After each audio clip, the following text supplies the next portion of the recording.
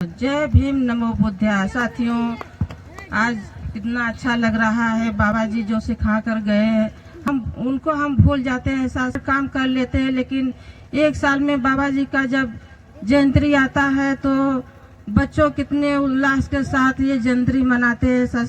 लेकिन गांव के महापुरुष से आने से पीछे हट जाते हैं, जो कि बच्चों को मनोबल बढ़ाना चाहिए।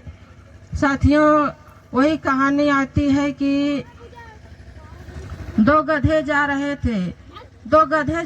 थे, आपस में लड़ाई कर रहे थे और गाली गलौजी कर रहे थे। एक गधा ने कह दिया कि चुप बेवकूफ इंसान की औलाद। दूसरा गधा बिगड़कर मैं पंचायत करूंगा।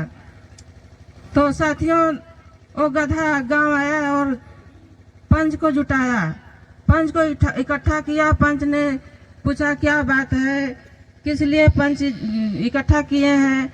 तो उस गधा ने कहा कि देखिए, ये हमको इंसान की औलाद बोला। कोई और बोलता, कुछ और कहता तो मैं सह लेता, लेकिन अगर ये सुअर की औलाद कहता तो भी मैं सह लेता, गधा कहता तो भी मैं सह लेता, लेकिन ये इंसान की औलाद कह दिया है। पंच ने कहा ये तो अच्छी बात है, इंसान की औलाद कह दिया।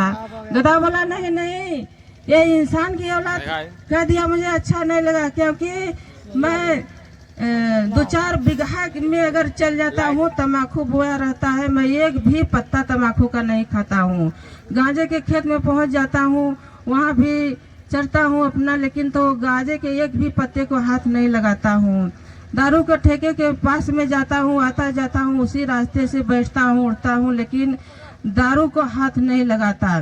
तो इससे अच्छा तो गधा ही अच्छा है ना। इंसान तो वही गधे की काम कर रहा है, तो मैं क्यों इंसान बनूं। तो साथियों, ये गधे वाली भाषा, गधे वाली चाल चलन ये कब तक रहेगी। बाबा जी तो इंसान बनाकर भेजे हैं। हमें चलने के ढंग, पढ़ने के ढंग, बोलने का ढंग, ये संगठित बन जाओ।